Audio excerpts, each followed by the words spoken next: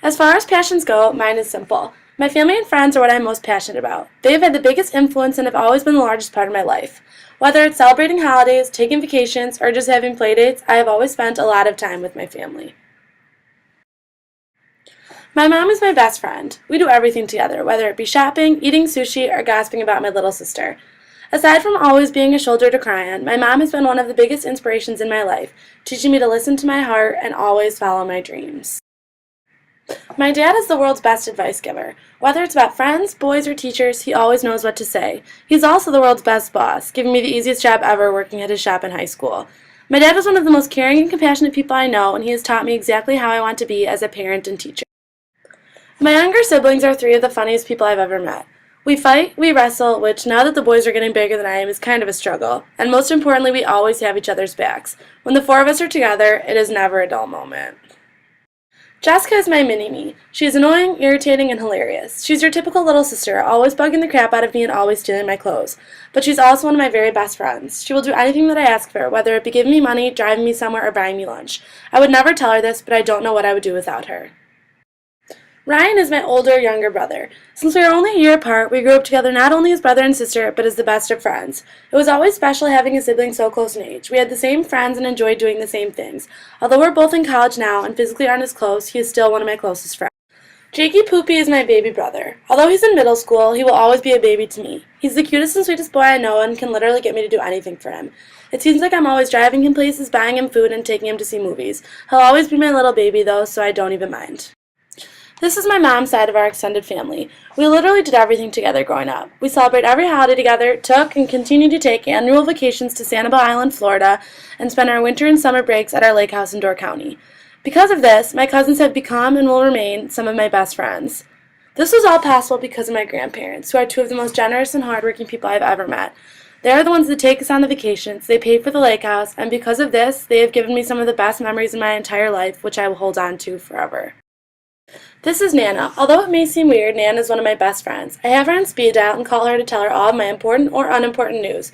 She is the most hardworking person I know and has inspired me to pursue my dream of becoming a SPED teacher. I hope one day I can become at least half of who she is. Stephanie and Kari are two of my cousins on my dad's side. Although they are 5 and 7 years older than me, that hasn't stopped us from becoming the closest of friends. We try to see each other as much as we can, whether it's watching Bachelor on Monday nights, a night out in Chicago, or just hanging out in sweats. I know they'll be two of my closest friends for the rest of my life. Megan Bloomquist, or Meg B as we call her, is basically family. She has been my best friend in the entire world since we were 7 years old. We're basically the same person and we do everything together.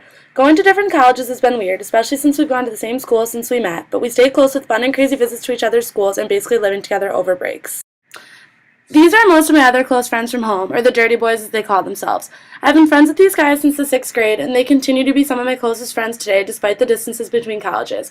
They've always been there for me to give me advice on boys or a shoulder to cry on when I need it. Coming to college, it's safe to say I never thought I would find friendships or relationships as strong as the ones I had made at home. Who would be my advice giver, my shoulder to cry on, my Mag B, or my Dirty Boys? Fortunately, I rushed to sorority and began making new friends. Pretty quickly, I realized I had a new shoulder to cry on, new people to give me advice, and new friends that were looking for the same things I was. Now these girls are my best friends, and I couldn't imagine life without them. Although they will never replace my friends or family at home, I know I'll have some of them as my closest friends for the rest of my life. Perhaps the person who made my transition to college the easiest is my best friend and roommate Gabby. I often refer to her as my Meg B at school. We are the same person, we make the same jokes, laugh at the same things, and always know what the other is thinking. I honestly don't know what I would do without Gabby. She has become one of my best friends, and I know she will be in my life long after we graduate.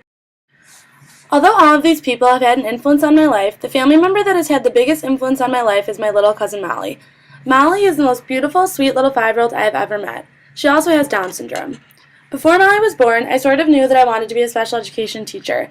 I had always spent time with people with disabilities and could potentially see myself doing that in the future. After Molly was born, however, I absolutely knew that being a special education teacher was what I wanted to do. She is such a happy girl that brings so much joy to my world. After hours of babysitting her and attending her various therapy sessions, I saw how much of an influence I could have in a child like Molly's life. I knew that being a special education teacher and helping sweet children just like Molly was what I wanted to do for the rest of my life, and I have Molly to thank for that. As you can see, my passion in life isn't music or a sport or a certain hobby. My passion is simply the friendships and relationships I have made with my closest friends and family. They are the most important people in my life and have inspired me in ways they probably don't even know, and for that, I am forever grateful.